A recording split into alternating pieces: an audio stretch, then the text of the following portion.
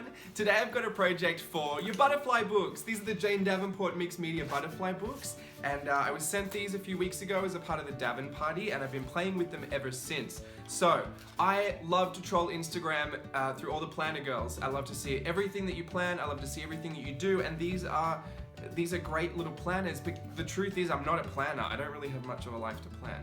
But I'd like to journal, and I like to doodle, and I like to use these, and I really wanted to get into planning because I was so inspired by everything that I saw. The thing is though, they come with inserts, and they're a really great quality cardstock, and I felt so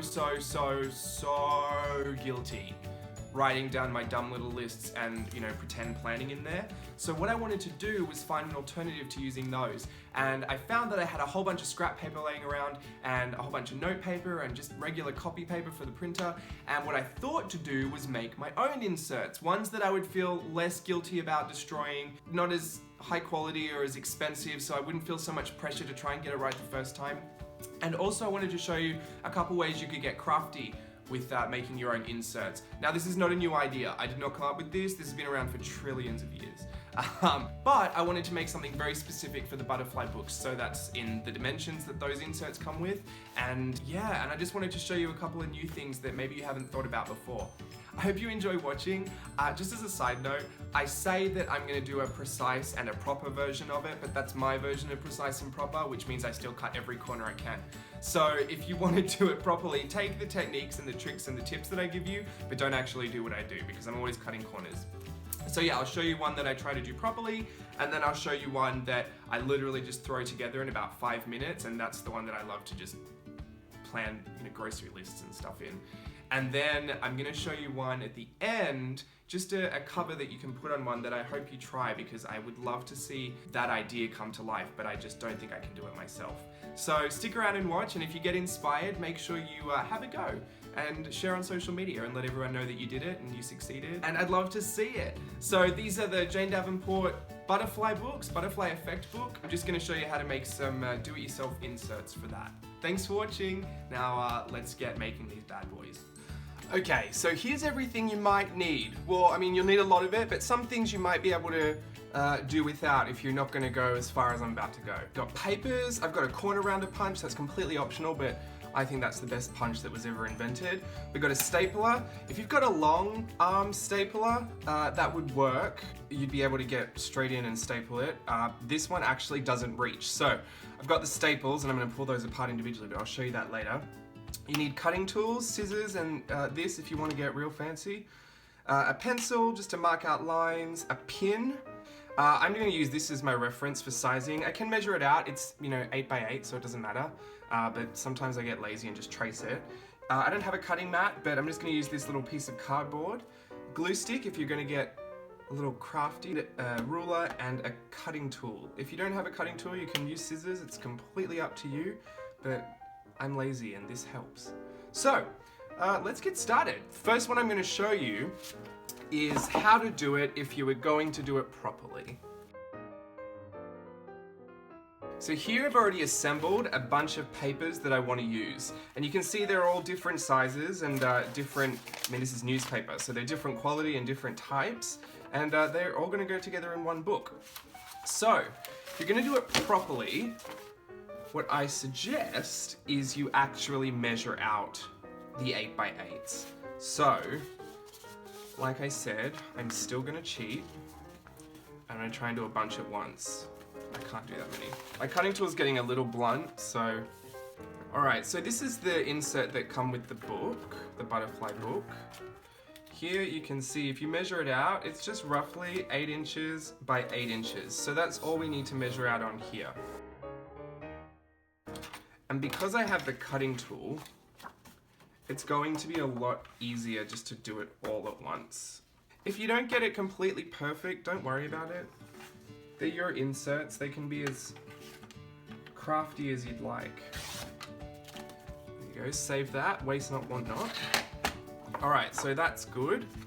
Alright, I'm gonna speed this up, you're just gonna see me measure them out and cut them.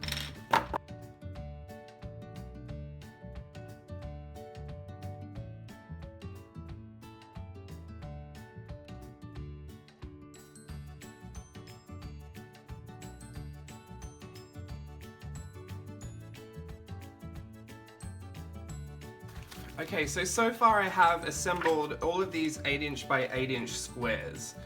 Now, this is what I want to use as the cover. So for this one, I'm actually just going to fold it in half. It's already 8 inches tall, but for the cover, you generally want to have a bit of a space left over. Because when all the pages are folded together, you're going to have overhang, and you can cover it with this or you can trim them all up, but for this I just like to keep safe and have a little bit extra. Now, I forgot to mention before, I use a bone folder, so here's that tool that I didn't include in the setup. Completely optional, you can use your fingers, they're free. So now you can choose the order you want to set your book up in. I don't really care that much, but I do want to spread some of these pages out. So this is essentially what our book is going to look like. If you want to preview it, you can open it up and have a look. If that's not what you like, you can flip it over and see what it looks like the other way. You're going to line them all up. They may not be completely perfect, but it's fine because we're going to trim it at the end. You could do this all individually. Like I said before, I am a cheat. Oh, you know what? I said I would do it right, so I'm going to do it right. I'm going to speed this up and I'm going to fold them all in half.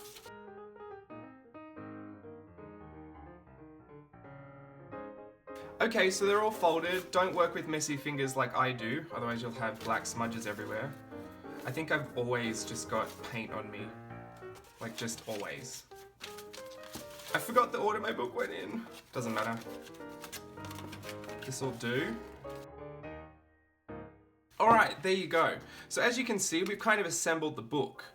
So here's what I would do next. If I had a long arm stapler, I would just get right in there, put the book in half, get right in there on the fold and staple it down. But because I don't, I have to use an alternative method for this. Here we've got staples, and I'm just going to get 2 staples. Lay the book flat so that all of the folds are lined up. And that just means that when we put the staples through here, your book's going to be centered. What I like to do, because I cheat, is I line up the other planner insert and I literally just poke the holes where I see the holes have gone in from these staples. Alternatively, you can get your ruler out and measure exactly how far along it is. And the staples are about 1 centimeter, so you can do that, but I am going to cheat this part. Sorry, everyone.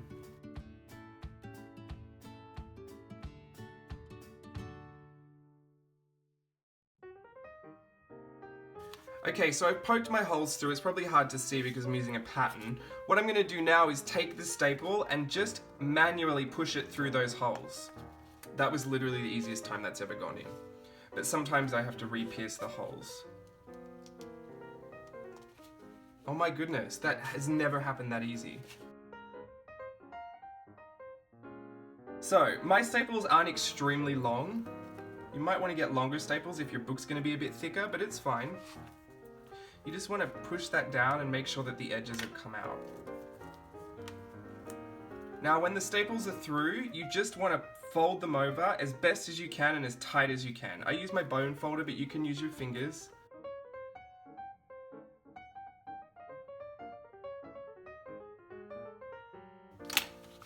Alright. So now our book is bound, and I'm just going to press that down so it's almost flat. So there you can see, the book is bound. You could just leave it like that if you were into that kind of look.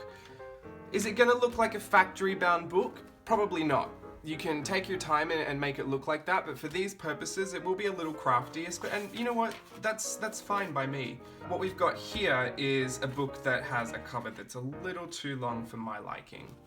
So what I could do is slice off the excess, but if you want a book that is all flat so that none of the edges stick out and that all of your papers look like they're bound perfectly,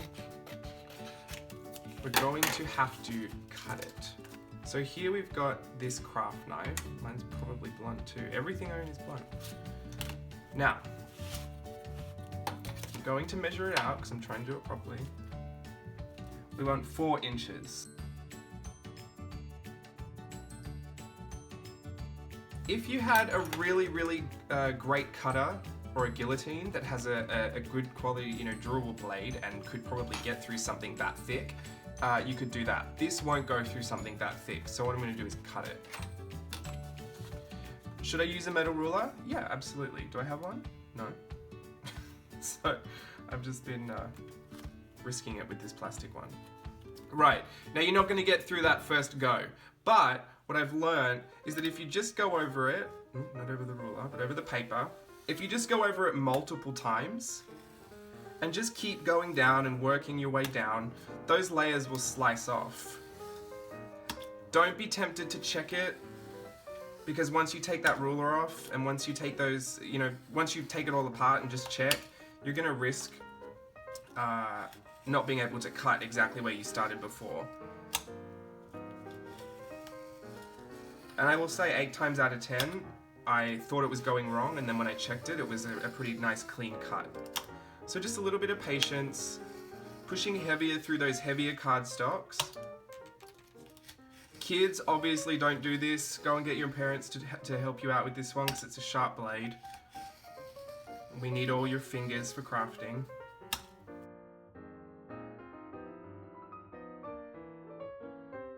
Okay, so what we've got now is a book, and it's assembled and it's ready to go. What I like to do to finish it off, and just so that it matches all the other inserts that I have for the butterfly book, I like to use this corner rounder and go through and round all the corners.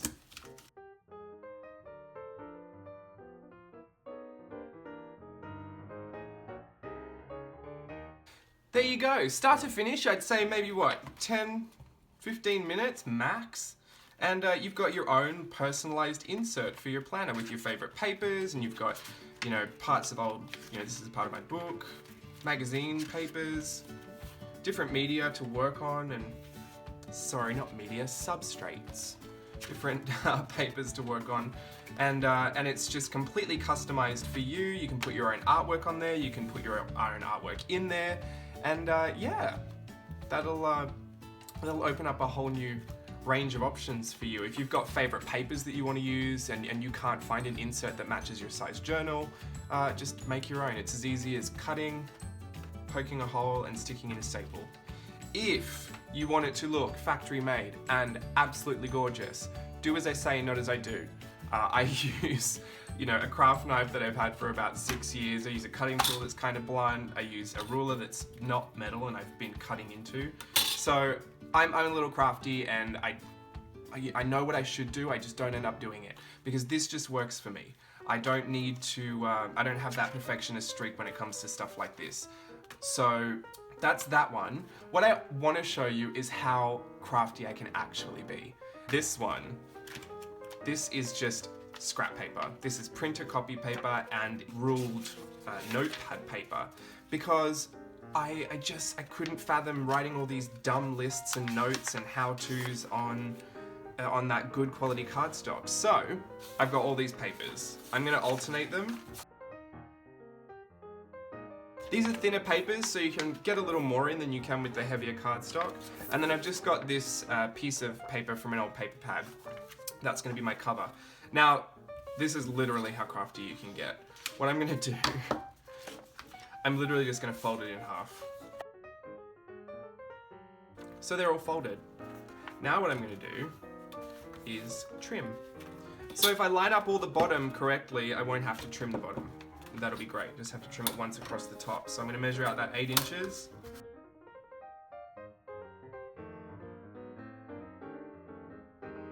Trim. See that? All at once. Don't waste this, because these make mini ones. Use the same principle, stick a hole through there and trim off that. You can have a mini book. Get my gorgeous cutting mat back out. This. Measure out my holes for my staples.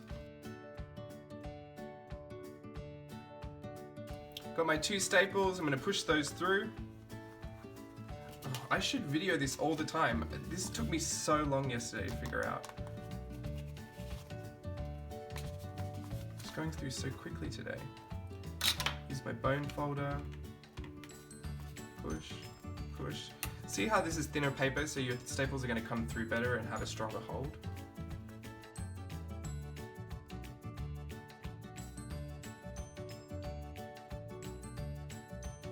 Now here I've got excess here.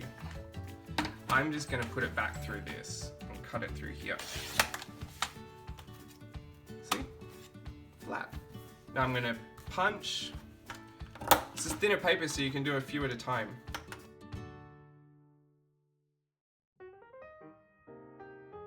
And there you go. You have a really quick, I don't want to say junky, but I mean, this is how much less upset do you feel using this to write your lists in and your grocery shopping, and I mean, you feel so much less guilty about using this than you do about using your really good quality cardstock planner inserts.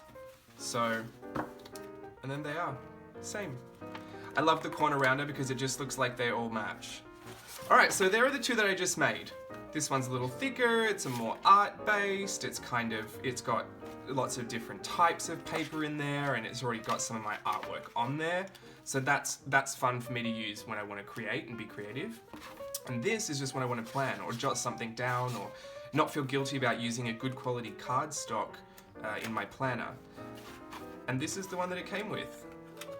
So they all go together. Now, I want to show you something else just in case you hadn't thought of it already. You can use anything that you can put a staple through. So this is a book that I made earlier with some, just a Target kids paper pack, just when I was practicing. This is a piece of felt. Now felt is great because it keeps its shape and it won't fray. So what I thought to do was cover this in felt. And I haven't tried it yet, so we're just gonna see if it works out.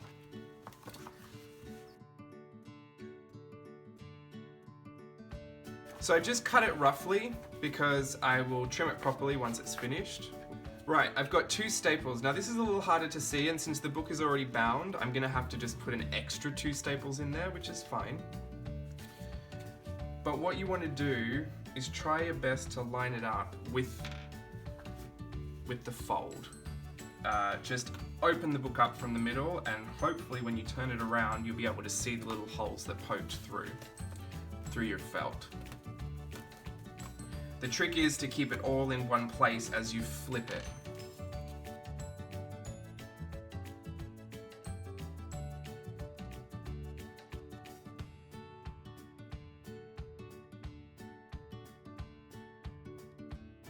Since I used black, it's really hard to see, and this felt is kind of furry, so what I did was poke the pin through the middle and see where it came out at the back.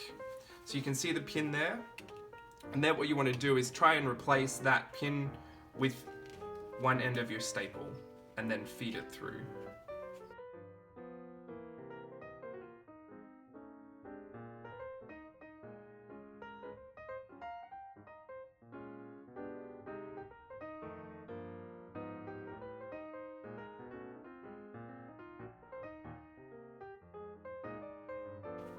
Or I guess another trick is poke it through the felt and then find the hole.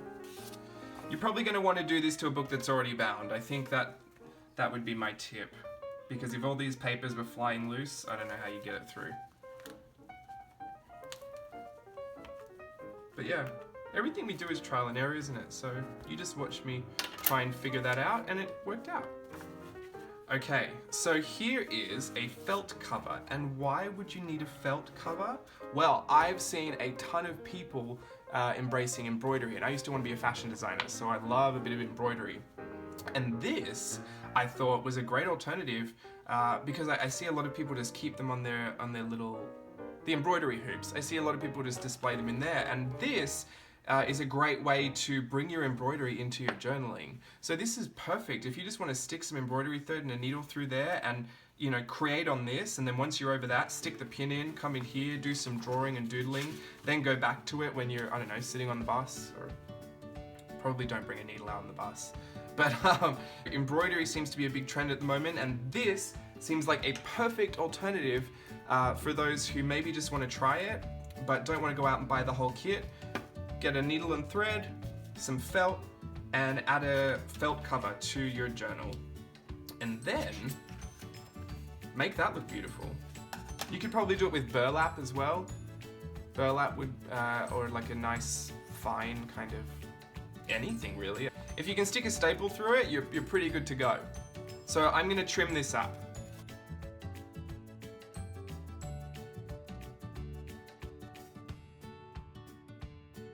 Alright, so there it is all trimmed up, and I'd love to see you guys embroider on something like this and show me if it works out. You could even probably sew some ribbons on here and make a little tie.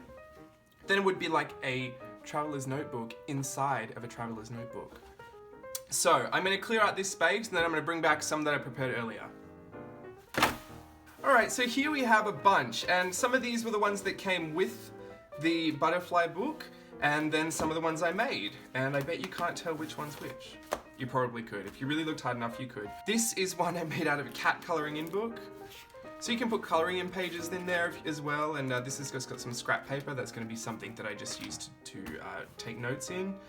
But yeah, put colouring pages in there too. Make your own mini colouring book to take with you. This is just some watercolour cardstock. This one I tried to make properly, so that actually turned out fairly nicely. Here's one that's got a lot of different stuff in there, like magazine cutouts and sketchbook papers, old print, test prints of things, even old drawings that I just put straight in there. And I mean, if that's already in there, use that to inspire that page. You know, use your own stuff to inspire yourself, I guess. This is the one I was using earlier to read my notes off of. This is just a scrap note paper one. This came with it, this came with it. As well, like you can use the books that came with it and cover them with your own artwork, or put your own stuff in there. These are just some of those journal tapes, the blank ones. So, I mean, you can fully cover a page, but put your tapes on there, and then you can still have space to write down little notes or quotes or whatever you wanted to write down. This is just a sketch paper one. Here we have, they used to sell smash books at Target. I don't know if they still sell them anymore. But the papers were all so gorgeous in there, but they didn't quite fit. So what I did was glue the pages together to make them fit, and then you get this really awesome layered effect every time you flip a page. I hope you guys don't mind that I don't do everything perfectly. Here's the one I just made for the embroiderers out there. So these are great to use up all of your leftover scraps of paper, any you know, pages that you would wipe your paint off on, or anything that's just loose and lying around. I hate seeing it lying around. I want to give it new life. So making these little books has actually been the best way I've found to use all of that stuff. This is the collection I've got so far, and probably gonna have 1,000 more. I'm gonna go grab one of the butterfly books and insert some of these in and wrap this up. Oh, these are the Jane Davenport Mixed Media paper packs for these journals. You can literally do exactly how we made this. You can use these, so they're all ready to go. All you're gonna have to do is poke your holes in, push the staple through. That'll eliminate a lot of steps. If you're looking to just practice making one of these, go out and grab one of the loose sheets and do that.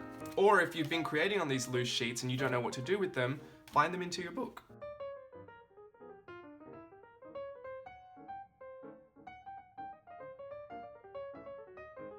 There you go. I hope you enjoyed watching the video. I hope you're inspired to go out and make some of your own journal inserts, and yeah, share the love. If you want to make some of these bad boys, share it with me. I'd love to see what you guys are doing, and I would love to see someone embroidering on one of these things.